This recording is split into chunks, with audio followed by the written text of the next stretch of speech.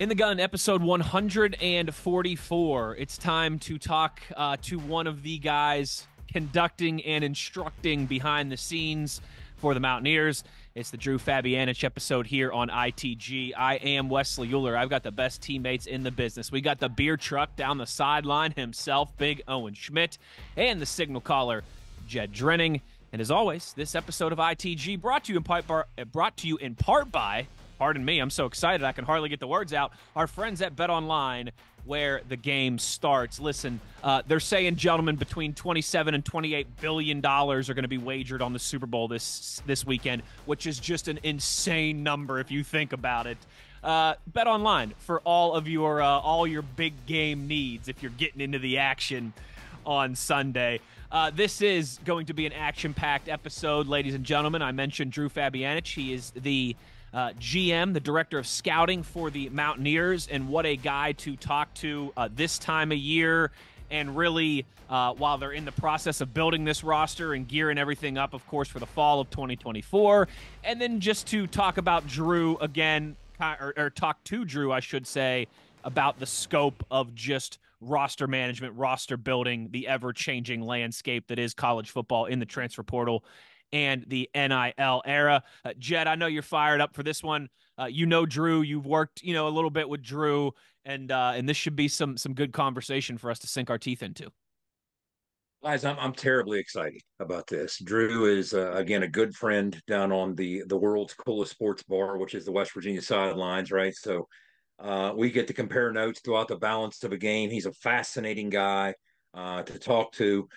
Talked to a buddy of mine this week. He's excited that we're interviewing Drew. And that's a former receiver at West Virginia, Chaz Fedorko. And Chaz made a good point. He said, when I listen to that guy talk, when I read about what that guy has to say, two words come to mind: institutional knowledge. And that's exactly what Drew is. Drew brings so much value to the table. He's the first ever general manager in the history of West Virginia football. That's something we're going to get into him and discuss. What is a GM? What is it at the college level compared to the NFL level? There's just so much to talk about. Individual and specific personnel discussions, big picture college football stuff. He is an absolute wealth of knowledge, long time in the NFL with the Cowboys, long time college coach. So he just brings a ton of knowledge, Owen. Yeah, no, I'm excited to ask him a couple questions. I was gonna say, Big O, this is gonna be like the opposite of the Charles episode, right? Where Jed only asked a few questions, and you and I were this is gonna be, I tell you what, Jed's fired up and ready to go on this one. Mr. Jimmy Kimmel, Big O. Yeah. Oh, yeah, what happens when you come on ITG? Yeah. Dude, yeah. From ITG to Kimmel, I mean, he's absolutely blowing up. So happy for, that was a pretty cool episode with Charles last week. Really great catching up. Had a lot of fun. And like you said, Wes, I know tonight, I can almost see Jed over there licking his chops to get this one rolling. He's like a kid on Christmas, baby. He just wants to tear into this present. Drew and I are kindred football spirits. He's another guy that just eats it, lives it, breathes it. And just a terribly fascinating guy, fun personality. You've probably heard him do some media. He's been on Tony's show a couple times, even earlier this week. So he's and guess what? Pretty soon you'll hear him on Redskin podcast because his old buddy is now the head coach for the Washington Commanders. So he's making his rounds. He has some opportunities here in February. So he's on tour too, just like we had Charles last week. Well, Drew's on tour right now in February. That's hilarious. Well, we are going to continue our fun off-season string of guests here with Drew on the other side. I will, once again, like we did with Charles, I want to thank all of our sponsors up front here, just because we don't know where this is going to go and don't want to have to kill any conversation. So a big shout out, as always, to our guy JR and Toothman Ford. We all know cars cost less in Grafton. I tell you what, they're helping Drew make his job easier by all that NIL support that they're giving our student athletes. So a big shout out to Toothman, as always. A big thank you to our friends at Fortis, who have been rocking and rolling with us for a few seasons now for roof performance and financial certainty guaranteed. You got to check out fortis.us. .com. And then our newest friend of the program here as well, too, Johnson Equipment. We know they have that new location Route 33 right outside of Weston. So make sure you're showing some love to Johnson Equipment for all of your needs there as well, too. All right, gentlemen, let's take a break. We got Drew with us in the waiting room. We will bring him in on the other side. Let's get into it. You are in the gun. Nobody supports the blue and gold Mountaineers like Toothman Ford. With over 20 NIL deals and counting, Toothman Ford continues to rally behind our student athletes. And it's time we rally and support the dealer that supports the Mountaineers. Not only does Toothman Ford offer the best prices in the state on pre-owned, their never over MSRP campaign on new Fords guaranteed to save you thousands. Drive with pride all season long, knowing you're supporting the dealer that fuels our Mountaineers. Toothman Ford, where cars cost less, in Grafton and at toothmanford.com. For more West Virginia Mountaineer football content, be sure to follow us on Twitter at In the Gun Podcast. For nearly 20 years, Fortis has been the nation's leader in providing guaranteed roof performance programs for commercial buildings. Fortis offers roof performance solutions that feature extensive initial and ongoing reconditioning for commercial buildings as an alternative to traditional replacement, with long-term performance guarantees that are backed by global leader Lloyd's of London. Fortis offers a comprehensive range of roof performance management programs that provide financial security, extend the life of our customers' roofs, and make a significant impact on ROI. Fortis is currently improving performance and increasing ROI for customers at more than 4,800 locations, with more than 140 million square feet protected, including many Fortune 500 companies that have turned to Fortis to save money, gain financial certainty, and extend the life of their existing roofs. Fortis has helped customers save more than $520 million in capital roof replacement costs for an average ROI of over 250%. To learn more, visit fortis.us.com. Fortis, roof performance and financial certainty guaranteed. If you work the land, you just got to be a jack of all trades type. There's just too much to do.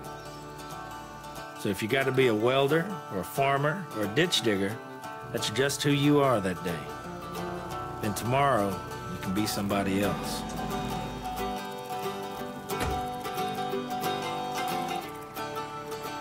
Get your Coyote at the new location of Johnston Equipment between Weston and Buchanan. Back in the gun here, and I tell you what, on our tour of off-season A-listers, here's another great one for you. Ladies and gentlemen, Drew Fabianich. He is the general manager and director of scouting for the WVU football program. Drew, I know it's a bit, I mean, all year when you work in sports, when you work in football is a busy time of year, but I know you guys are a lot going on right now with building that roster, managing that roster, getting ready for the upcoming season. So thank you for taking the time here to join us. We really appreciate it, and welcome to ITG. I appreciate it. And to put it this way, I'll do anything I can to, promote, WVU football, no matter how it is, no matter what angle it is. I mean, because I know what this place can be, and I'm going to try to bring it to that place. Love to hear it. I think we've already taken some of those steps, Owen, right? Yeah, man, that's great to hear. So let's start with this. Okay. The burning question would seem to be, it was just a short couple years ago, Drew, that you were part of, for a long time, one of the biggest brands behind the Shield. You were in the NFL for 18 years, the most successful brand in the history of the planet. You left that into the uncharted waters of college football, right in the middle, when a lot of people are leaving college football to go to the NFL because of the craziness at the college level. You did the reverse. You said, you know what? I'm going to take the other path. I'm going to dive into college football and see if I can't do something to help manage this craziness and make the most of us. Talk to us about that decision, leaving the Dallas Cowboys, 2 years ago to go to Auburn before you landed at West Virginia. It came to the point where, I was there for 18 years and I spent 14 of it as a national scout. And, I averaged around 65 flights, during that year. And most of it was packed in from the start of August till Thanksgiving. And it got to be where it was absolutely a beating. Being in a flight almost every single night, dropping the rental car off, doing the reports. I mean, it just didn't fit anymore. And I didn't want to continue to do the same thing because, again, it seemed like Groundhog Day to me. I mean, I knew where I was going at the same date, every single year. I knew which flight I was going on in the combine. I know when I was going back. You know, the only thing that changed was the players. And I wasn't home. And it wasn't fair to my wife, you know, because I mean, I tried to set up everything I could, you know, to help her while I was gone, but I was still gone. And there's some things that needed to be taken care of. And, you know, she brought it up to me. It was selfish, you know, it truly was. And, you know, me getting out of it was because I got so tired of spending my life in a hotel room, which, you know, I think I told you this, Jed. I mean, in 18 years, I spent 13 and a half of it in a hotel room. I looked at my Bon Boy membership and it was something like 5,499 nights in a Marriott. And that's not even counting the Hiltons that I stayed in when I couldn't get a Marriott or whatever, or other hotels. And, you know, it just didn't fit anymore. And, you know, it wasn't me that decided about college football. It was, you know, because I was going to stay in the NFL. I just didn't want to do the same thing that I was doing, you know, for 14 straight years. You know, Brian Harsin called and asked me to come to Auburn. And he said, let's run with this. Let's try to make this something that's different. He said, because this thing's changing every day. And he said, what I want you to help me do is manage the roster, handle the recruiting, handle the transfer portal, you know, manage things that I don't have time for because I need to coach. And a lot of these guys don't have time to coach because they don't have somebody that they can trust with, you know, handling everything that I handle. You know, and the biggest thing I said even to him and to Neil, I said, I want to be able to make you guys coach ball and worry about coaching ball. I'll handle everything else. And that's the long and short of it. So I hope I answered that question. Oh, you sure did. And so that ends after a year. You had a long-standing history with Brian Harsin. That ended up after 5 months. 5 months. Okay. Even yes. More specific. Yes. You've known Brian Harsin forever, since he was back on Mac Brown's staff at Texas. You had a lot of history with him, right? Well, not a lot of history, no. I mean, put it this way, we weren't buddies or anything like that. But Brian and I continued to talk, you know, from the point where Mac asked me to come in and visit with their staff. And I got to know Brian when he was down there, and he kind of just kept following up, you know, when he was at Arkansas State and then when he was Boise. And we talked maybe like once every other year or something like that. Yeah. And it was more like, you know, hey, what do you think about this? You know, what do you think about that? And I'd give him my thoughts. No, really what twisted him was Kellen Moore, because Kellen was with me with Cowboys, and he said, you know, Drew's available. He said, no, I didn't know. And that's when he called me. So that's how that. Of course, there being Brian Harsin was at Boise with Kellen Moore. Yeah, he was actually Kellen's quarterback coach and coordinator. You know, with Peterson. So that's how that whole thing happened. Yeah. Okay, so you ended up leaving Auburn after that blows up. Mm-hmm. You landed at West Virginia. Okay, there was a connection between the agents. Mm-hmm. I think Neil shares an agent with Brian Harsin. Is that correct? Okay, correct. But it's not like a guy with your pedigree, with your background, wasn't going to have other offers coming his way. So what was it initially out of the gates that appealed to you about what Neil Brown and West Virginia had to offer at that juncture last summer? Well, you know, it was odd because I had turned down a job, you know, like 2 months previous. We were actually on vacation in Florida, you know, at my wife's place with their folks. And, you know, well, right before that, I digress just a little bit. Brian called me and says, hey, you interested in West Virginia? I said, well, what do they have? And he said, well, I don't really know for sure, but it might be kind of the same role that, you know, you and I kind of put together at Auburn. I said, okay. And he said, you know, Neil may call you pretty soon. Well, we take off to Florida and start our vacation. And he calls me and says, hey, is like July 3rd okay in the afternoon? Right. And I'm like, okay, sure. Right. Well, come to find out, he was on vacation too. Right. Okay. And I thought that was impressive. I really did, because the time that these coaches have, I mean, is so few and far between. And he kind of let me know that this was important, and he wanted to know what kind of role, you know, I thought it was and what kind of role he thought it was going to be. And we kind of shape shifted it a little bit and kind of made it, you know, kind of the best for both of us to really help him. And we spent probably an hour and a half on the phone, and then he brought me up probably a week later after he got back. I met with the administration, looked for a place to live, just to because again, you don't have time to bounce back and forth. You need to look as fast as you can, and found a place and got back. Then he flew me back up after they offered me the job and did the retreat, and then went back. And actually, my wife had been packing like unmercifully for like 3 or 4 weeks, right? And as soon as I got back, I think we had the movers there like 2 days later, and we were up here 2 days later. And I got here right before camp started. I mean, like 2 days before camp started. So you met Neil right about the time. And this, I have to mention this. He was finding out we were 14th in the preseason conference picks. Well, here's the thing. I met Neil when he was the receiver coach at Troy. Oh, okay. And I think I was there for trying to remember. Leotis McKelvin, I think, was the corner that ended up playing safety, right, in the league for about 5 or 6 years. Yep. Right. But he was the pro liaison then. So I met him, but we didn't really recall each other until we kind of saw each other again, in person. And he was like, "Oh yeah," and I was like, "Oh yeah, yeah." We spent a little bit of time together, right? But yeah, I put it this way, I didn't have a clue, and again, it really didn't matter, because the reason why I took it was because of the people in the building. I mean, he seemed really, really genuine, really, really, really intelligent.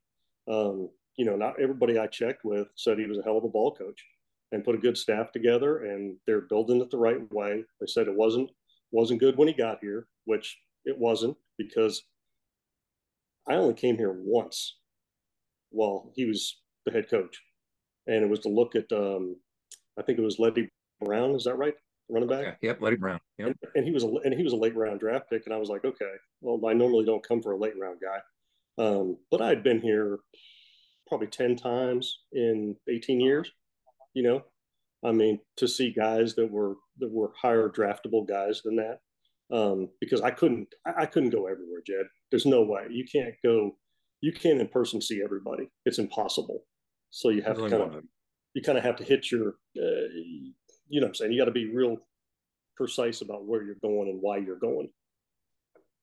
Let's hit the plot line now. This is the key. I think when we discuss what your role actually is, how you and Neil decided to define it, it's really a new frontier on the college landscape. It's been going on forever on the NFL front. Of course, in the NFL, for those who don't know, the major responsibilities of a general manager, correct me if I'm wrong here, Drew, obviously it involves hiring and dismissing coaches. That's one of the fundamental differences, but you're leading the scouting department. You handle free agents and the transactions, the signings, and who you're not going to re-sign. You handle contract negotiations. You handle trades. So when you were establishing what this would in fact look like in a game that doesn't have quote unquote general managers, because here's what I want to ask you. What is your role? What did you define it as, you and Neil? And then let's go through. Now we're in Power 4 college football instead of Power 5. Out of 60 some odd teams, how many do you guess might have what's called a general manager? And then more importantly, how many are probably just glorified recruiting coordinators that slapped another title on that are really just recruiting coordinators? I'm not dismissing anything recruiting coordinators do, but there's a different skill set involved with being an actual general manager. Talk about all that. Well, I know there's probably anywhere from 8 to 10 that have the title now. I don't know all of their backgrounds. I can tell you the guys in the past, like Alonzo Highsmith just left Miami to go back to the New England Patriots, right? Well, he had 18 years in the NFL, right? In the front office and, over the top, just, like I did. Bob Welton down at Alabama had, I think, probably 5 or 6 years in the NFL. There's guys around that have some pro background. I don't know a lot of them that have pro background plus the coaching. I know a lot of them have kind of worked their way up, through the system, and some of them are recruiting directors and this and that. and I'm not saying they're not doing what I'm doing, but, they're not, because they're not doing, advances. They're not breaking down the roster. They're not doing individual reports for players.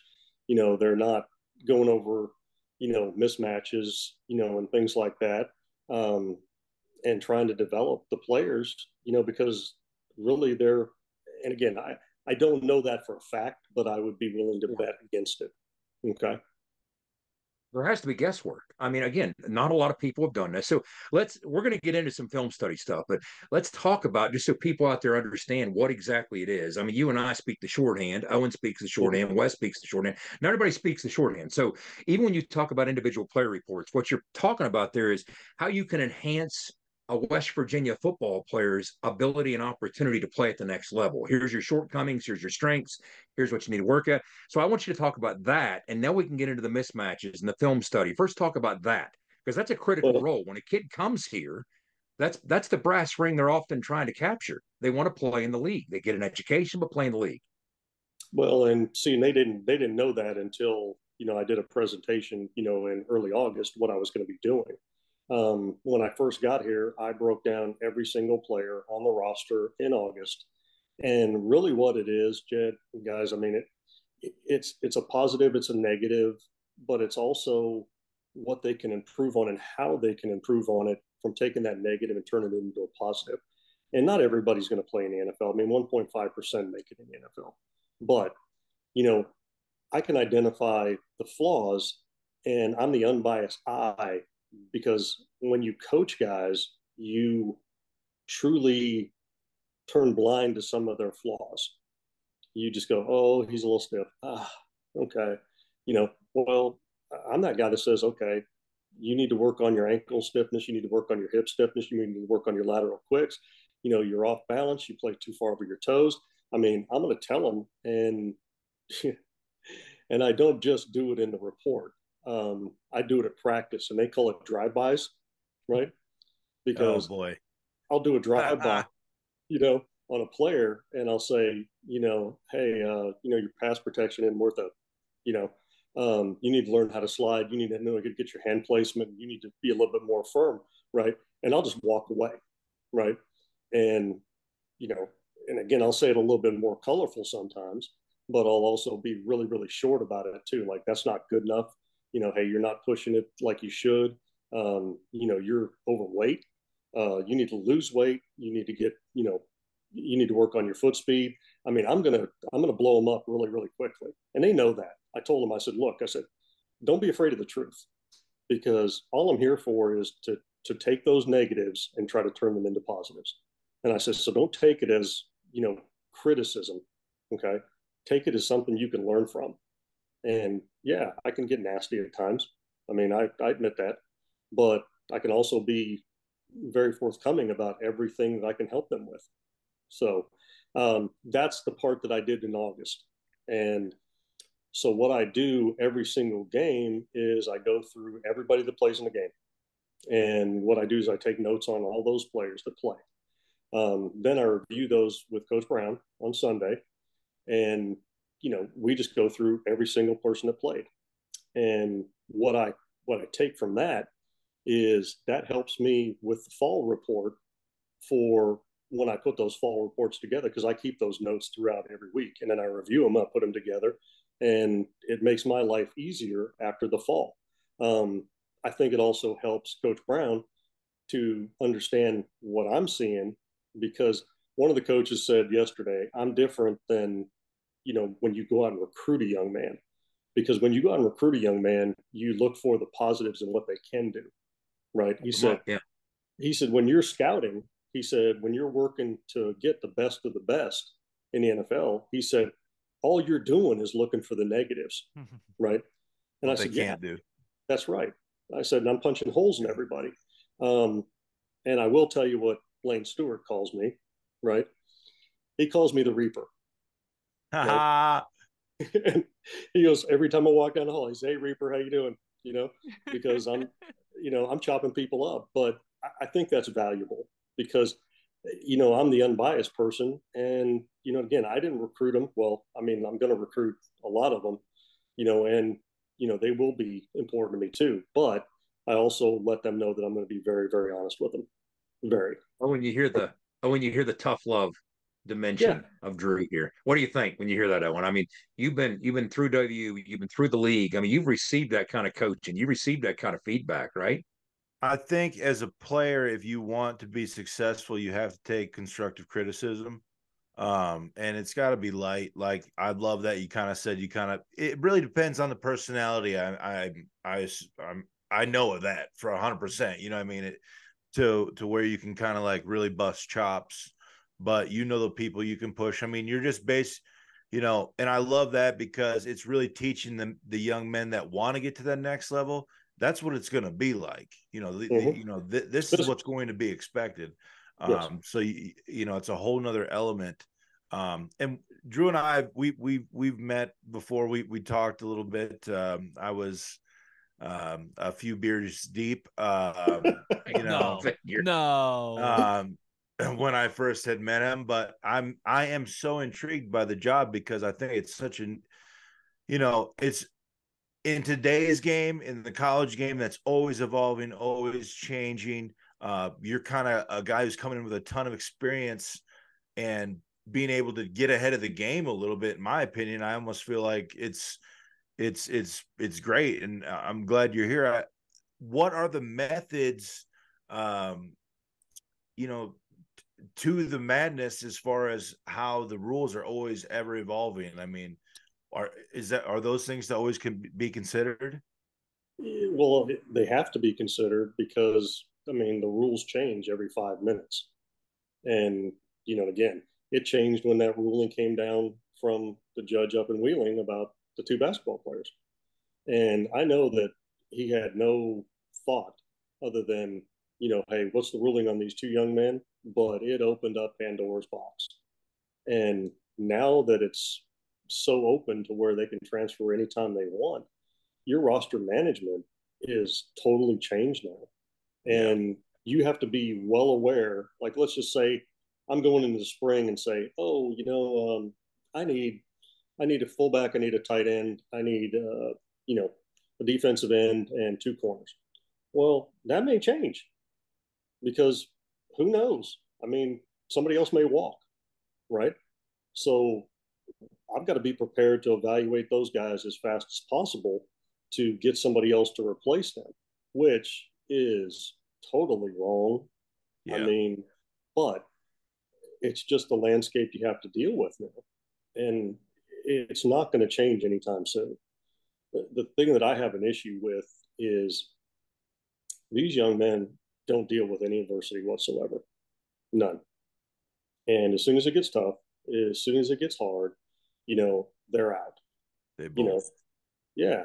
And I think that this game prepares you for life because it's a hard game. It's a violent, hard game, and it teaches you, how to survive. Well, if you never have to fight, and get through something, well, what happens when something goes bad in your life later on, when you're working, or, what happens if you get cancer? What happens if, your parents die? They're prepared for nothing because, first of all, they're entitled when they come in. And then all of a sudden it's like, okay, well, I got yelled at, I'm out. I'm second team, I'm out. Guess what? I was second team at one point, and guess what? I fought to be a first teamer later on, and I felt like I earned something, so that's my issue with, the part of college football right now. It's just too easy to quit. And that's bothersome to me. So absolutely, I kind of digressed, and I'm sorry. I apologize. No, not at all. Hey, No. I love this because in my opinion, I can see that. Like you said, where is the adversity anymore?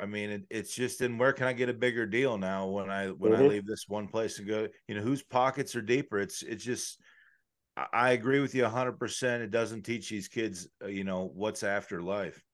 But what's funny though is they don't look at it long term either. It's like, hey, I may make $50,000 or $75,000 more somewhere else. Well, maybe it's not as good a fit. And then what if you don't play? What if you don't put tape out there? They're not thinking long term. They're just thinking short term. And this is not a short-term thing. Yeah. I mean, you can't think that way. If you do, you'll never develop. I mean, because there's some really, really good things about this place as far as development goes, you know.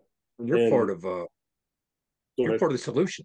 What I was saying is it's the only way to remedy that with kids so often turning and running from the first sign of adversity is for you to do the impossible. And that is foster this ongoing machine or engine of competition. You keep trying to infuse the roster with more and more talent to breed more and more competition at every position. And that way, if some kids flip their hat up and say, "Hey, I got to get at it," well, that's going to happen everywhere, right? But Drew, what I wanted to ask you, let's jump into some film study here because that's changed so drastically. I always have to smile. Those little things that on the sideline you lean in and whisper to me, "Hey, do you notice this and that?" I'm thinking, "Oh, Neil's going to hear that tomorrow." And Drew's version of the film eval, that's one of the nuggets that I'm getting to hear right now. But let's talk about the advanced scouting portion of it. You have to put together a two deep.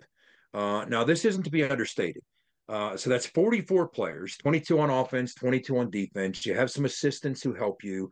Yes, you delegate, but a lot of this is hands-on work. Now, it's not the days of the old beta machines. I'm sure you used to lug around one of those racks and the tapes. Mm-hmm. And it's not even the days of the 16 millimeter, but let's talk about what that looks like to put together. You're always a couple weeks ahead, a couple games ahead. First of all, how much tape do you have to watch to come up with a clean and true two deep 44 players on both sides of the ball to be able to go to Neil and the staff and present it in the sense that here's what they do well, here's some of their deficiencies, here's what we need to avoid, here's what we need to capitalize on. How much tape does that take to watch? Now, even though you can streamline it and watch just third downs and the cut ups, whatever it might be, talk about that part of it. You know, I don't put a number on like how many games it takes. You know, I put it actually how I finally get through, and this will make a lot of sense to you. When I went in and looked at, like, let's just say I went to Ohio State and had 14 players. Well, and 8 of them were on defense, right? Well, what I did is I eliminated the bad players early, right? And then I concentrated on the good players, you know, to get a full report on them.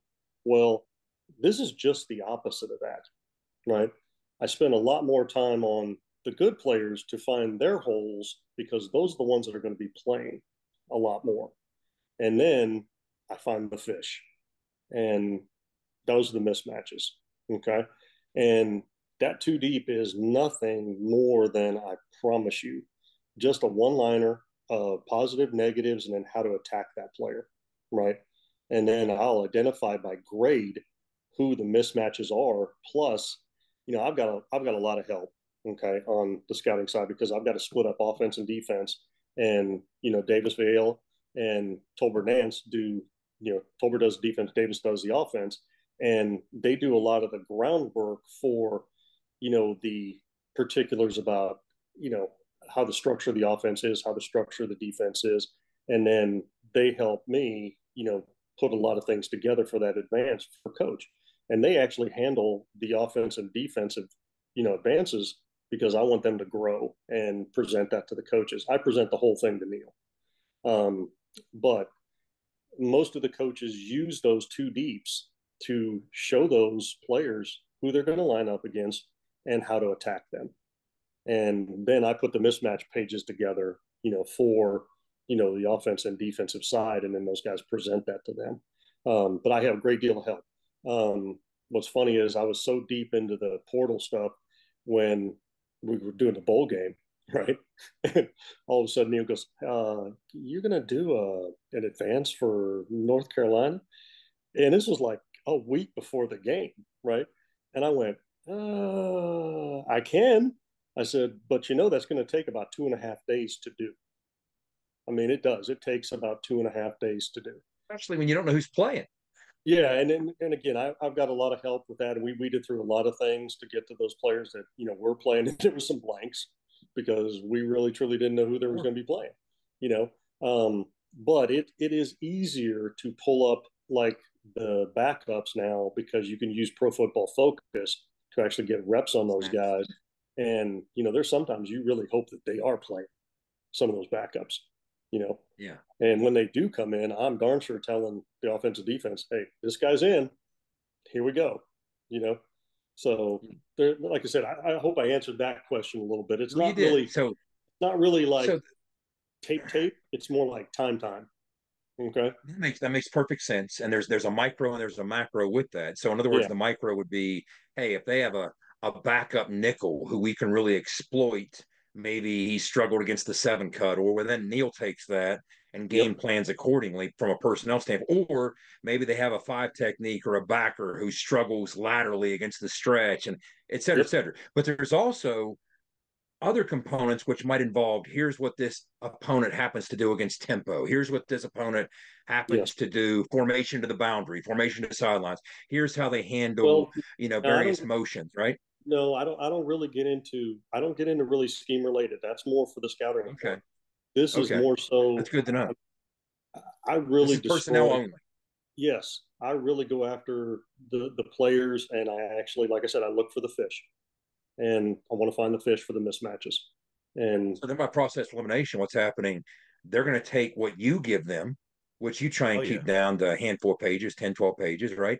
And then they'll take what the rest of the staff puts together. And then you have this collective effort that is from a team tendency standpoint, from a personnel tendency standpoint. That's fascinating to me. But yeah, it's come so long since those days of, one beta tape would cover one half of one side of the ball. Now you have everything at your fingertips from a digital standpoint. All right, let's jump into Jed. The scouting report, man, is the Bible for the week. I mean, it is invaluable. The amount of work, I'm telling you right now, and especially when I got to the league, I mean, it is invaluable in your research, to pinpoint all those matchups and be able to focus in and dial in, because a week's a short period of time, especially when, and Drew, you can talk on just a standard NFL day. It's a long day of football, what I mean, compiled with lots of film, lots of recurring film, lots of repeater, basically the whole day, just getting the group smaller. You come together as a team, and then you're just a unit, and then you're a specialized position, and then you're, what I mean? So there's so much film that's being watched. I mean, I commend you guys tremendously to be able to gather all the data. Like, how many people do you have working like in those avenues? Because, well, really three on the scouting side. Okay. Right. To prepare the advance. Okay. And then on the recruiting side, there's really, 4 full-time, 3 part-time, and then 10 student interns. And then on the scouting side, there's 6 interns. Okay. And those are more for the portal side of it. Okay. To help us identify those guys as fast as possible. Okay. And these guys have spent a lot of time, and I spent a little bit of time with them. I need to spend more time with them, about how to evaluate traits and how to look for what we're looking for. Because, again, they don't come into this knowing it. They have to be taught. And I call it football 101. And I went through, fall practice and watched tape with the whole recruiting staff. And I would just verbally just tell them, okay, he's ankle stiff. He can't bend. This guy doesn't have any core strength. He can't displace guys. And I'm throwing out terms. I mean, and one time I said ankle stiff, and everybody's like, what's ankle stiff? And I actually had to show them. Well, they wouldn't know. They wouldn't know. Yeah. It's not they their wouldn't fault. know. It's fascinating, because now you're really breaking down, how you obviously critique film, which is, the eye for being able to see the athleticism and the mechanics. You've watched so many players and been able to see what, kind of your vision for the perfect, athlete, quote unquote, is. But some people just can't understand and kind of see that. So it's neat hearing you break it down like that. Well, but I'm trying to put that out there to where they make everybody else's job easier. Yeah. Because, then maybe I don't have to watch, let's just say there's 1,500 transfer portal guys. Well, let's just say those guys just eliminated 700 of them. So how do I get a job? Well, most those guys are unpaid. Oh, jeez. Yeah, that's how you do it, Owen. You work. I'll have to wait till it's a paid. Shit. Yeah. I'll tell you what, Big O, we'll let you. Free. You could be the mascot at the same time. All right, so you can get No, a small. You get a small stipend for being the does he have to- mascot. hold on. Does he have to grow a mullet? Yes, Oh, 100%. 100%. I still have good hair. It is graying, but I still have good hair. I was gonna say you just need the touch. You just need the touch of gray in the beard, and then you'll be ready to Yeah, roll. his mullet these days is on his chin. Okay, so all right. Well, shoot. let's talk about this. When in the NFL, there are times that when somebody's not drafted, I was just curious if there's a quick parallel here. You might have to entice or recruit a certain player. The story that comes to mind is about the time you were arriving in Dallas. I think you joined the staff the year that Tony Romo became part of the team out of Eastern Illinois as an undrafted free agent. Well, Tony Romo had a decision to make. He wasn't drafted as a small college quarterback. He was being courted by a couple teams, most notably the Cowboys and the Broncos. Now, the Broncos had Mike Shanahan, quarterback guru, on down the line, but he was also an Eastern Illinois guy from Romo's school. So that's what Dallas was up against. Meanwhile, Parcells and Sean Payton had to pitch Tony Romo and sell him on the notion that Dallas was a better fit. You're not drafting him, you're selling him like a recruit. So, what I was going to ask you, are there parallels between those types of conversations and the types of conversations that take place when you're selling a program to a high school recruit? Oh, there's no doubt, and even a transfer portal athlete too. There you go. Because there, and again, I wasn't privy to the conversations, but I heard the stories afterwards, and then I evaluated him in that first year in camp. But the thing that they sold him on was the depth chart, and the depth chart in Denver was deeper, and they actually, like you said, they had to fight the whole Shanahan and Eastern Illinois thing, and then Tony made a very educated decision and said that it's better for me to go to Dallas because I can probably make the roster, right? Because if he can make the roster, then he can grow, he can, become what he wanted to be, and you got to do the same thing in high school with the athletes. You got to do the same thing with the transfer portal. I mean, you got to show them. I mean, I've sent out probably 4 or 5 depth charts already to transfer portal athletes and say, look, here's what I'm telling you, and now I'm going to show you. And if you want an opportunity to play, don't you think it's better to come in where you only have to beat out 2 players instead of 6 when you only have 1 to 2 years left? I mean, you have to do that. It parallels it like you wouldn't believe, but you have to, again, recruiting is sales. It is. You have to know the product. You have to know what the product is. You have to sell the product, and you have to be truthful about it. Because if they come here and they go, it's really not, well, guess what? Now they can leave. Yeah. So it's a double-edged sword. You have to play it, honestly. You do. And some don't. And then some think they're going to be stuck, or they paid them enough to keep them around. Well, if the kid's smart enough to understand that it's about the long-term money and it's about trying to put tape out there for the NFL, then they'll stick around.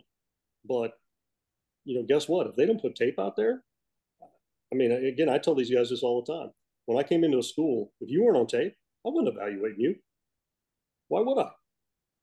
I mean, what am I going to evaluate? So the chances of you coming and playing in the NFL when there's 0 tape and 0 snaps, slim and none. I mean, unless you blow it up at pro day and all of a sudden run a 4.13, right? Everybody goes, ooh, what happened here? But that rarely ever happens. So, like I said, I hope I covered that absolutely. part of it. Absolutely. And the more extensive your tape, the more extensive your opportunity to be seen. Case in point, maybe the get of last year's cycle was Beanie Bishop. Beanie Bishop jumps onto campus, he parachutes onto campus, and 7 months later, he's the 13th consensus All-American in the history of the school at West Virginia. So let's talk about this for a minute. I've heard you discuss Dan Quinn, recently anointed, freshly minted head coach of the Washington Commanders. He's a longtime coordinator of the Cowboys. When you were on staff with the Cowboys, you worked with Dan Quinn. You talk about how Dan Quinn can find the strengths of a player, irrespective of what those strengths might be, and find a place for him. That kind of feels like what we did with Beanie Bishop.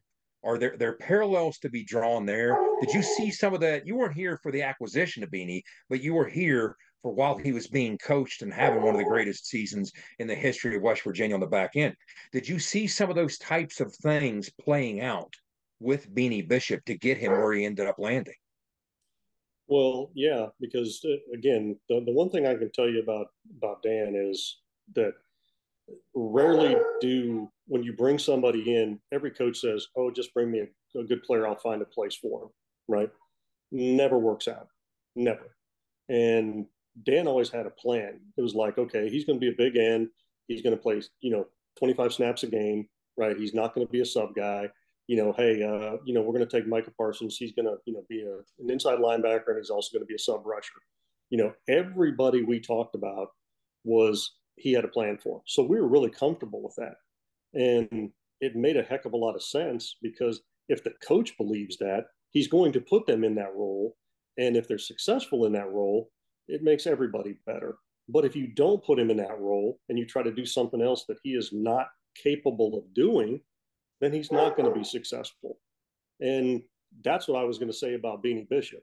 And I can say this: Shadon Brown did an incredible job with Beanie Bishop, because Beanie Bishop was doing exactly what Beanie Bishop was good at. He was playing with his eyes. He was playing off. He wasn't out up and pressed, because he's not a long arm guy. He's not long, right? And he used his instincts. And, Shadon did a great job of coaching him. And you know what? Mike Joe did a great job of developing him and putting strength on him and making him thicker and faster athlete. So yes, there's a lot of parallels. And the biggest parallel is, don't ask players to do something they cannot do. Right? Now, Amen. you can try to improve that, right? And then once you improve that, well, then put them in that situation. But don't put them in a situation when they're incapable of doing it. And I'm not saying Beanie was incapable of playing press, but with his length, it was better for him to play off. Right? Now, he went up and pressed. He did a good job. Don't get me wrong. But is that something that he's going to hang his hat on and say, yeah, that's what I am on the press corner? He's not, So, like I said, I'm saying that it wasn't just him coming in and hitting it at the right situation. It was the right people developing him, from Shadon to Mike Joseph, and putting this way, and Jordan Leslie saying, okay, well, we're going to make certain calls where, I'm not going to put him in a bad situation either. So again, I think it's a collaborative, and it is something that does parallel, because again, don't ask somebody to do something they're incapable of doing. Bottom line, that's how easy it is. You were with that's well said. And you were with the Cowboys when you guys drafted Micah Parsons, and this bears on this conversation. When you drafted Micah Parsons, as I understand it, you were really after a corner in that draft. Yeah. And the top couple corners that you targeted were taken. So Micah Parsons, not because of lack of talent, but he was plan B from a need standpoint, right? But Micah Parsons is going to be a standout irrespective of what you do with him. But what this guy did, what Dan Quinn found a way to do, was really weaponize him and make him a standout at 4 or 5 different spots. That's the Dan Quinn factor. So when you talk about Shadon Brown, you talk about Jordan Leslie, do you see, and this is the first internal roster question, do you see somebody on West Virginia on the defensive side of the football, from a versatility standpoint? It doesn't have to be on the back end, wherever it might be, that you can do some pretty cool things with and get creative, and maybe that's one of the off-season projects that the staff might be working towards? I think that I think you may see something done with Aubrey Burks that may surprise you. Okay, later on, I'm looking forward to seeing Trotter play. I really am. I've heard really good things about him. He's worked his tail off to get where he needs to be. Versatility, maybe a little bit of Ty French, because he's played inside and he's played outside and he's blitzed from both spots. I'd prefer to see him coming off the edge, because he's getting bigger, faster, and stronger already. But those are the ones, like I said, I'm not going to say surprise you, but, that I'm kind of looking forward to see what they're going to do, because I think we're better athletically, right now than we were before. French might be a case in point. I mean, we'll get into some of the personnel here in a minute, but real quick with Ty France, weren't some teams prioritizing him as a Mike backer? Yes, because he played Mike more. What's happening with him? Yeah, and he's going to be an edge player for us, so that speaks to the versatility there. But all right, jumping topics, and we're going to get into some personnel with him, Owen. I think people need to hear this story. First of all, you talked about you've traveled for the better part of 18 years with the Cowboys, definitely 14 straight. I might come to you the next time I go on vacation because I want to know how many Marriott reward points you actually have in the bank. I mean, that's one of the questions I would have. But share the story about getting pulled over. There's a Penn State / Auburn connection. The conversation that took place with the officer that pulled you over. Walk us through that. I think people would enjoy hearing that. I flew into State College, and there's some times where you can't actually get back out of the same airport, or you have to kind of continue down the road, and you'll do a one-way rental. And so I pull into, I fly into Penn State, and it was going to be a one-way rental. And the young man, said, "Oh, you work for the Cowboys?" And I said, "Yes, sir." And he goes, "Okay." He said, "I got your car." He said, "I only have one that's a one-way rental." Right? I go, "Okay." And I didn't really truly know until I walked out to the parking lot. You guys need to look this one up. Okay. It was a Chevy Cobalt. Okay. It was one of the worst little cars that I've ever seen in my entire life. It had seriously manual windows that I had to roll up and no cruise control at all. Okay. And I was driving this all the way to Auburn and then back to Atlanta to fly out like 9 days later. Okay. So I drove that little, POS, okay, all the way down. And I'm grumpy the whole way. And I am dog cussing this young kid out like you wouldn't believe. I'm going like, okay, yeah, I know he's a Steeler fan. He's kicking my ass and all that. Sorry about the language. So I'm just outside of Auburn. And I'm riding behind this truck, and all of a sudden, this trooper lights me up. And I go, I'm not speeding. So I'm not doing anything wrong. And, he pulls me over and he says, you were tailgating. And I said, I didn't really realize I was following that close to the semi. And he goes, "Well, what are you here for?" He said, "I see you got out-of-state plates." I said, "Well," I said, "I'm going to Auburn." And he said, "For what?" And I said, "Well," I said, "I scout for the Cowboys, and I'm going to evaluate some players there." Right. And he says, "Oh," he said, "So you scout for the Cowboys, huh?" I said, "Yes, sir." He said, "Could I get your license and a business card?" And I said, "Okay." Well, this guy goes back to his car, and I go, "This guy is really going to write me a ticket."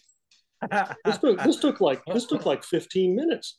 And then I see another trooper pull up behind him. And I went, "Oh no." I go, "What the hell is going on?" That's never good. Yeah, I was like, okay. I mean, are they going to search me? What are they going to do? Right.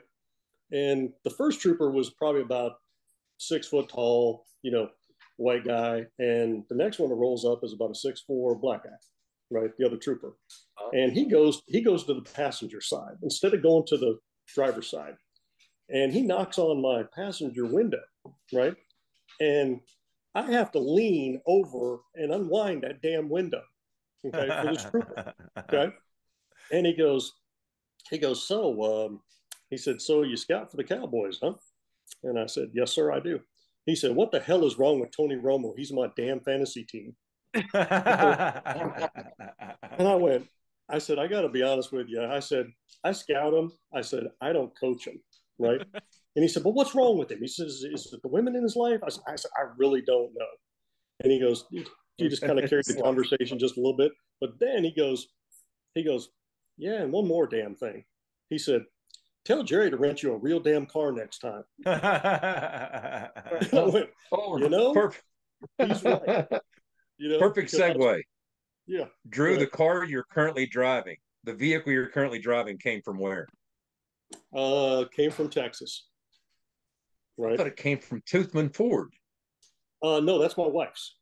That's your wife's car. Okay, there we go. Yes. We had to give JR a shout out there. There we go. Okay, yes. Your wife's car. Okay. JR did us right because, put it this way, with where we live, if we wouldn't have had that vehicle, neither one of us would have been going to work. Okay. Because you darn sure need 4-wheel drive to get out of this place now. and mine is not capable. So we carpooled it for like all the snow days, and it wasn't easy, but yes, JR took very good care of us. We have a new Yukon, and it's hers. That is not mine. Trust me, that is hers. Okay. I knew there was a connection. She loves her Yukon. So let's dovetail into one final cowboy part here. This is a give and take question. The situation, oh boy, time gets away from us now. What's it been, a decade now since Johnny Manziel was drafted? Well, that draft, you guys were parked somewhere in the mid-teens, and you were targeting a defender. You had 3 defenders you were after. I think it was Aaron Donald, Ryan Shazier, and Anthony Barr. And you were targeting those defenders. Meanwhile, Jerry Jones is sitting in the room just enamored of Johnny Football. All the thoughts are going through his head about what it might look like if Johnny Football comes out of Texas Stadium or comes out of Jerry World. So what ends up happening, all 3 defenders are selected ahead of you. Matter of fact, Shazier might have been a pick ahead of you by the Steelers. You're sitting there at 16. The staff sticks together and decides, hey, Zach Martin, offensive line out of Notre Dame, that's our pick. Much to the chagrin of Jerry Jones. He wasn't happy about it initially. He got right with it. But there was a lot of give and take with that conversation. And obviously the Zach Martin pick turned out to work out pretty well for you guys. But the give and take from your owner being in the room wanting one thing, this collaborative effort from the staff being, confident enough to look the owner in the face and say, look, our pick, even despite those 3 defenders being picked who are option A, this is the option B we know works best for us. Talk about the give and take that had to take place in the NFL in the war room, and the give and take that also has to necessarily take place at the college level in staff meeting. Well, I can tell you this. Jerry and Stephen are very involved in the war room. Very. Stephen helped a great deal to twist it back to Zach Martin. And the one thing I can tell you why Jerry Jones is an incredible businessman is because he listens. He listens to everybody. And he threw things back on me that I had said 3 years previous, right? And like, well, you said, and I was like, that's pretty darn impressive. And remember that, it is a collaborative, and it became a collaborative. And here's the one thing that we started to do that was later in my career there. The higher the pick, the safer the pick had to be. Okay. And the off-field character of Johnny Manziel probably took everybody away from that and said, this won't work in Dallas, right? The behavior, right? Yeah. And Zach Martin is one of the cleanest, best character guys you've ever seen and ever been around. And it worked out quite well. The collaborative in a staff room has got to be a lot of the same types of things, but it also has to be some people that aren't afraid to say what they need to say. And Neil's good about that. He may get mad at you, but he's going to listen. And, and again, if it's best for the team, he'll run with it. If it's not, he's the head coach. He can do whatever he wants, So, but it is a collaborative, because I think that if you're a leader and, you want to make things best for your team, I think you have to listen to everybody, because if you think they're good enough to hire, why wouldn't they be good enough to listen to? So I guess I'm trying to answer your question as best I can, because again, I got a great deal of respect for the Joneses, and there's a reason why they're very good businessmen. Absolutely. And they've been very successful, is because they listen. They really do. And trust me, they're good at remembering too now. They got a good memory now. So it serves them well. Yes. All right. So you scouted a ton of players, thousands upon thousands upon thousands of players through the years. 18 years, a long time, a lot of players, a lot of 40s, a lot of hotel rooms. Give us your favorite West Virginia Mountaineer that you scouted. Carl Joseph. Carl Joseph. And yes. Why is that? Because I like... Killed a man in Texas? Well, I like secondary guys that hunt. And I think you guys know exactly what I mean by hunting. He wasn't sitting back waiting. He was hunting. And, yes. He was productive on the ball. He lit people up. He had good instincts. He was better down than he was on the roof, right? which I think that's where he ended up playing more, was at strong than he was at free in the NFL. Yeah. I liked the demeanor. He was kind of a quiet, kind of assassin kind of guy. Liked him when we brought him in for the 30 visit. He would have been a great fit for us. But he was my favorite just because, quite honestly, I like violence. I do. Well, that the describes game of football, Drew. He's got some violence on his tape, without a doubt. That's the game of football. It's losing that. You know what I mean? That's right. That's right. I mean, he can't do what he used to do. I mean, you just can't anymore. But like I said, he was my favorite. And like I said, I came through here probably 10 times in probably 18 years. And I did write a lot of players, and there were a lot of them I liked. There were some that I was like, okay, what am I here for? Because we're really not gonna take them. But I still had to come through just to go through that process. So part of the job. Yeah. Let's go word association speed round as we have some other things to talk about, but we're going to start winding down. Okay. Well, I'm trying to make it easy on you from a portal additions standpoint. Okay. I mean, we could spend a half hour on each one of these kids because I know how passionate you are about the additions that we've made. I'm just going to throw some names at you. You give me a sentence or two of quick thoughts. Okay. Cornerback Aiden Garnes out of Duquesne, who's now a Mountaineer. Instinctive. Okay. Great eyes. Okay. Going to be productive on the ball. How's that? Cornerback TJ Crandall out of Colorado State, who's now a Mountaineer. Very good vision. Long. Can develop into a solid, all-around corner. You're excited to see both those guys in spring ball and live rep. Linebacker Reed Carrico out of Ohio State. Looking forward to seeing what he can do because there wasn't a lot of tape. He is willing. He's smart. He's tough. We'll just have to wait and see what he does in pads because, I haven't seen much of him. Okay. We mentioned him earlier. Edge, Ty French, Gardner Webb. What do you see this kid doing? Explosive. This is going to be a terror off the edge. He's going to have to get chipped or he's going to be a factor. Now, it's not his job, but in space, can he hold his own even to the boundary, things like that? Yeah, that's not his job. Yeah, but I'm going to give you this, and I used to think the same thing because I coached linebackers for a long time. Yeah. And then finally, I kept saying, and Parcells, he says, dropping to the damn numbers 10 yards deep is really not that damn hard, right? He said it really isn't.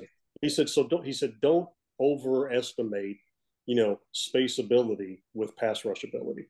He said it doesn't really flip matter. He said these guys are here to end drives, not to, cover a flipping back out of the backfield. So, and again, I know he's going to have to do it here and there, but his life is going to be rushing the passer.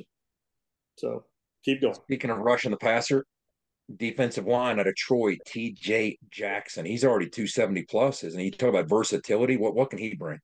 He can bring, like you said, he can bring sub rush. Plus, he can on the move now. He's really, really explosive, and he can change direction really, really well. The defense that he was playing in was really close to what we do, which is going to be good for him because he'll be ahead of the game. He'll put a lot of pressure on a lot of players that are already here. Locker room alpha, right? Yes. Like that. Big-bodied wide receiver out of Oklahoma State, Jaden Bray. And again, I think I told you this. My little two terms, okay? He fits, and it came from Monty Kiffin, right? Big and fast, right? I like it. He's big and fast. He works hard. He's a little bit raw. He's going to get better as a route runner. But to have two long outside receivers, you're going to have to deal with us a little bit differently now. Offensive line out of Jack State, West Virginia kid, Xavier Bosley. Did a good job at that level. He needs to develop with Mike Joseph, and he's got a chance to start eventually. Same approach. We're going to stick with the speed round. We're going to talk about some current kids on the roster that are back. What do you see as the next step for some of these kids? Cole Taylor, tight end. Needs to improve on his blocking to be a more complete tight end. and his ability to get in and out of his routes.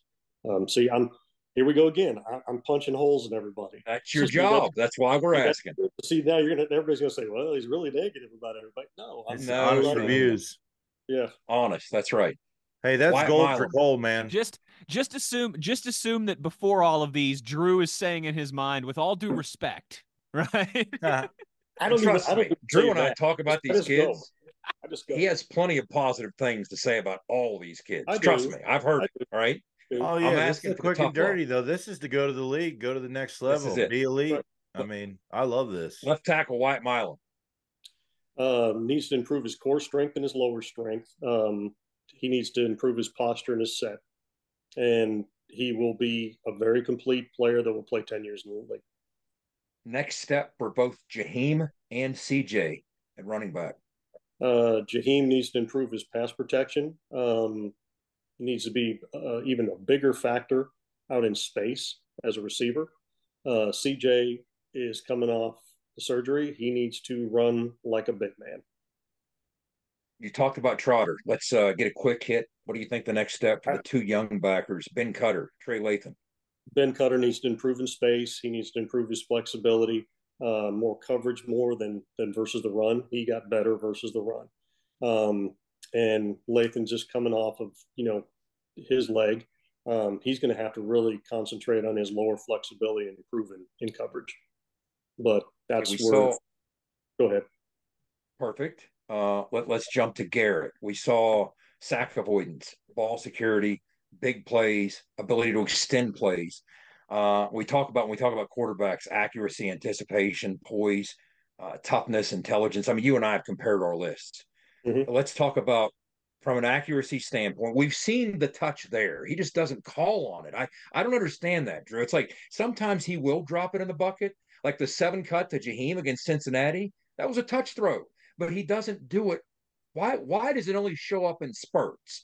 What does he need to do to take the next step? Because I see him having an incredible season in 24. I just think he needs to understand that not every throw needs to be a fastball. He needs to be able to throw a change. And I think he started to get better, but still, everybody says, that, hey, the deep balls were, really, accurate. They really weren't.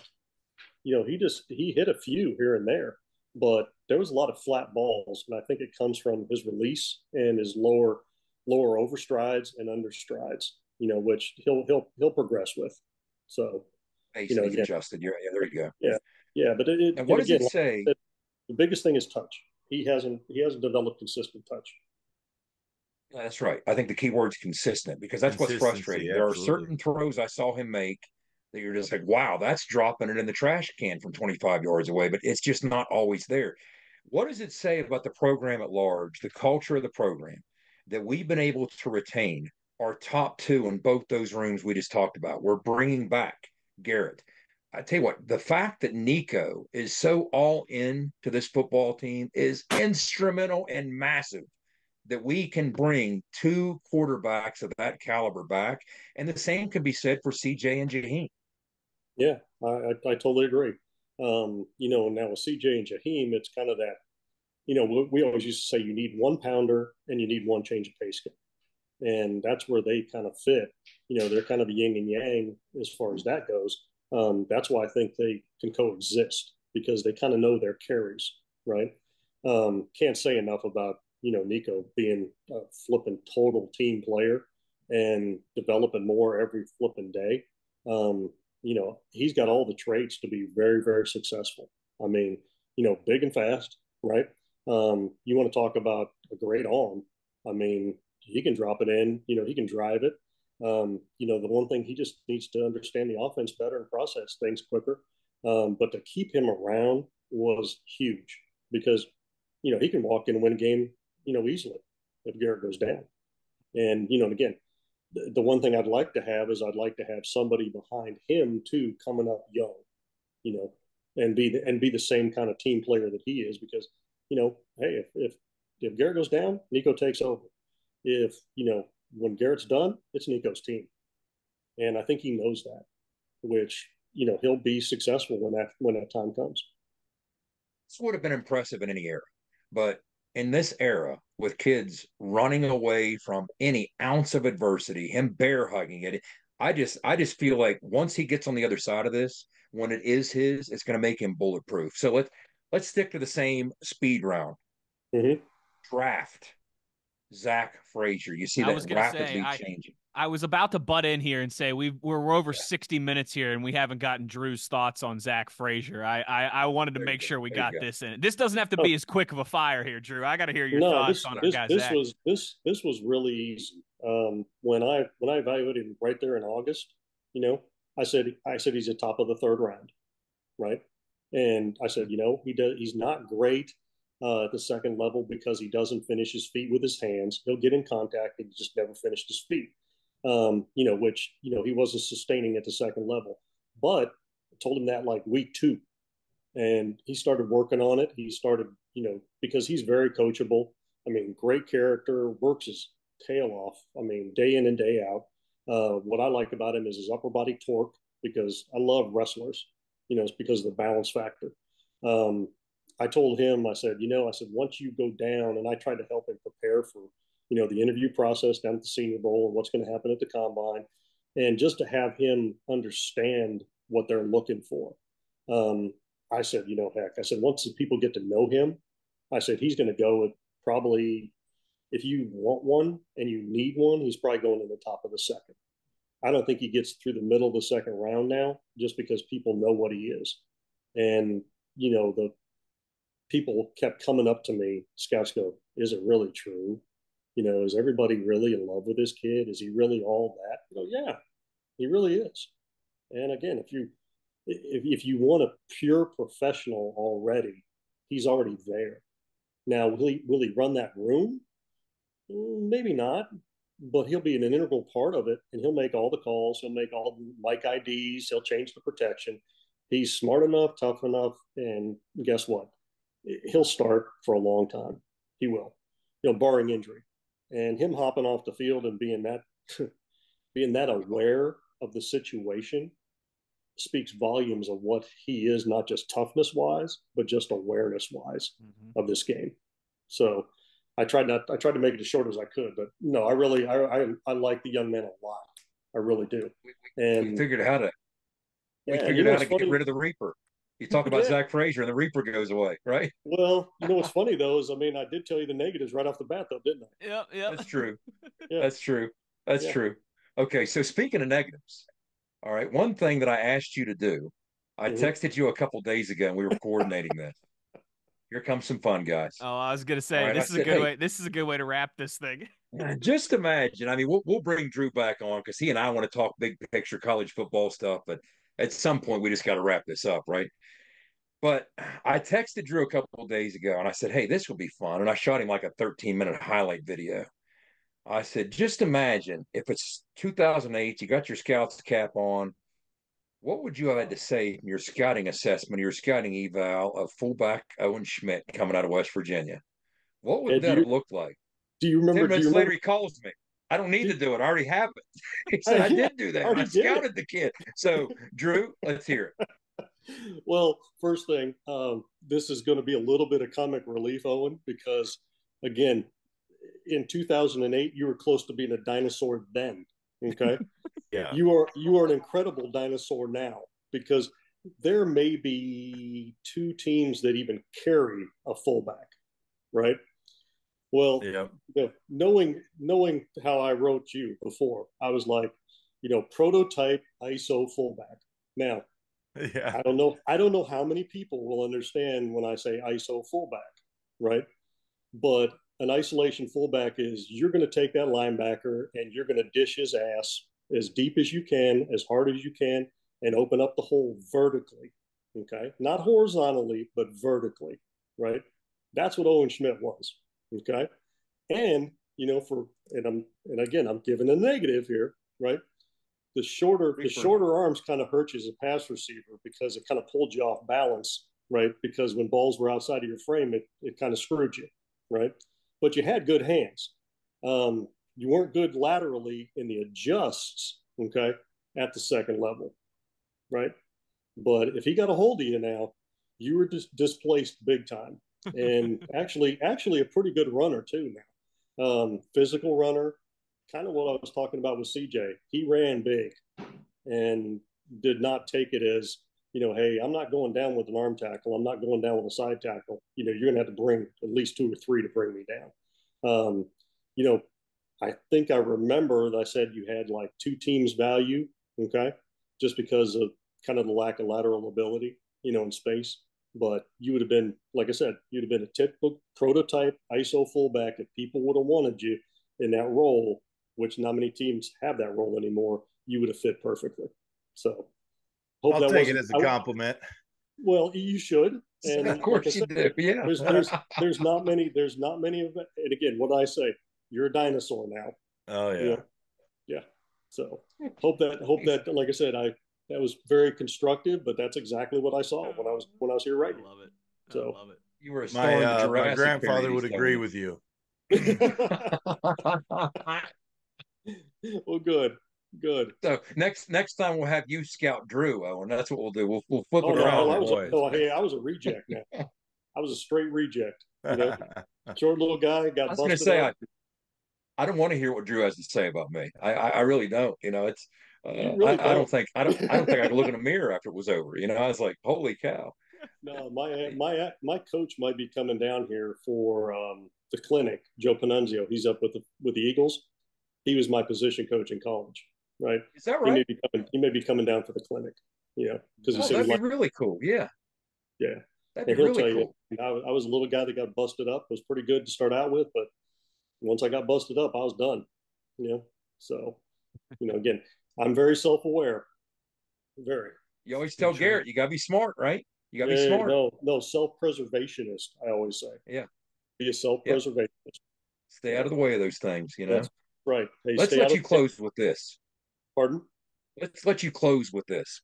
Okay. I've heard you discuss how much you appreciate the fandom at West Virginia football. You talked about the Pitt game. You ranked it right up there with the Iron Bowl, right up there with Tennessee, Georgia, how impressed you were by the environment at Mountaineer Field when we smoked those Panthers.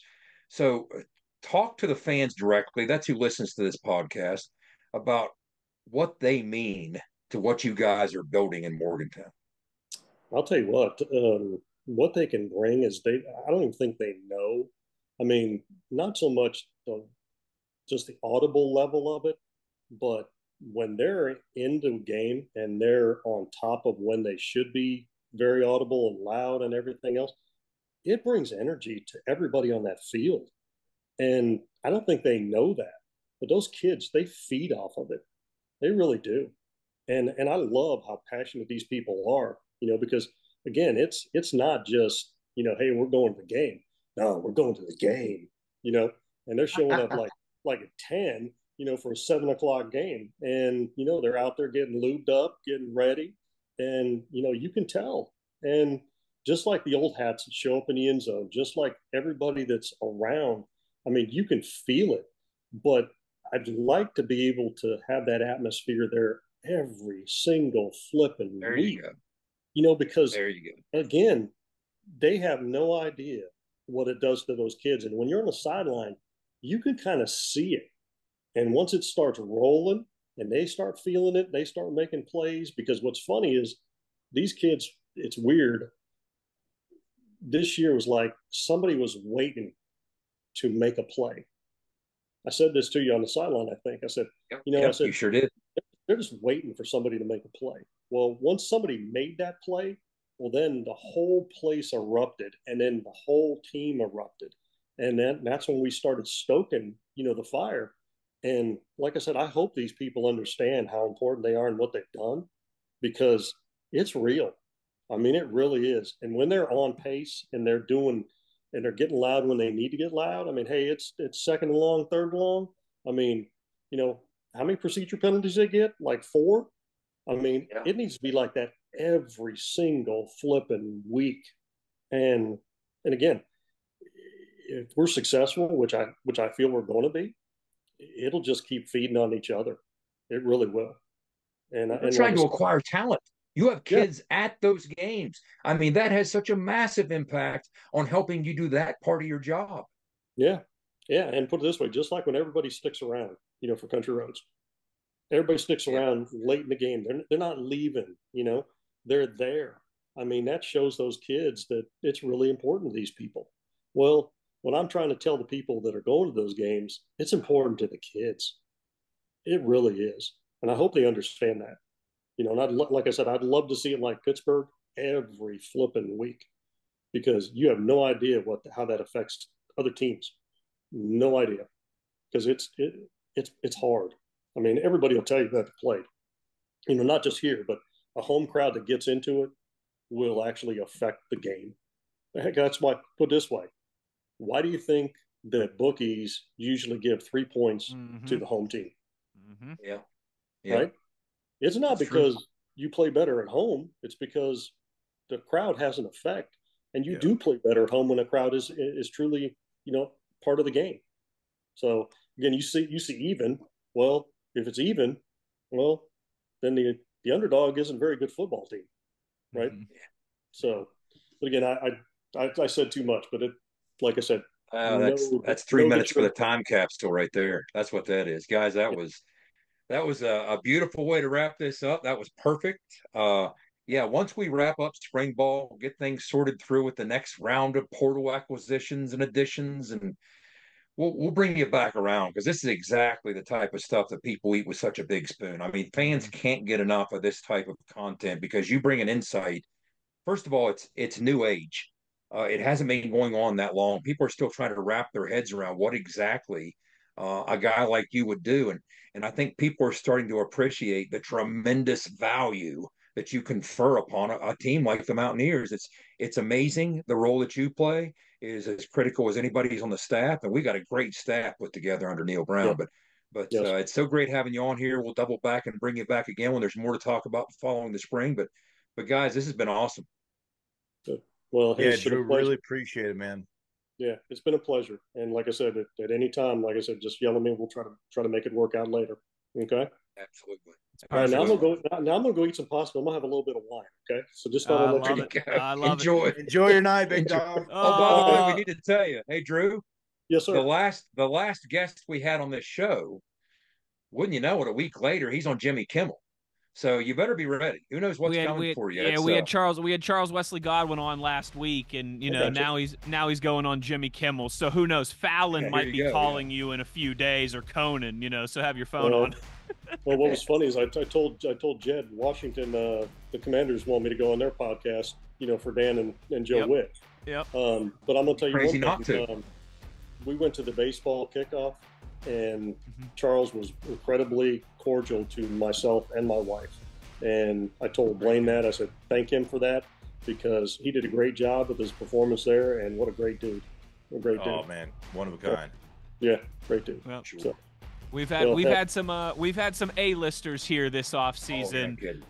Drew Fabianich, another one of those. Drew, thank you so much for the time. We will talk pleasure. again soon, and I can't wait for you to see that crowd come to life by itself August 31st when those Penn State Nittany Lions come to town as well, too. That's going to be bonkers. That's going to be bonkers. That'll do it for this edition of ITG. Thanks, everybody. The one thing we ask of you before we go, as always, is to be an ear and tell an ear about your new favorite WVU football podcast. For Drew Fabianich, the signal caller Jed Drenning, and the runaway beer truck Owen Schmidt, I'm Wesley Euler. Take care, everybody. We'll talk to you next week. You've been in the gun. Pleasure.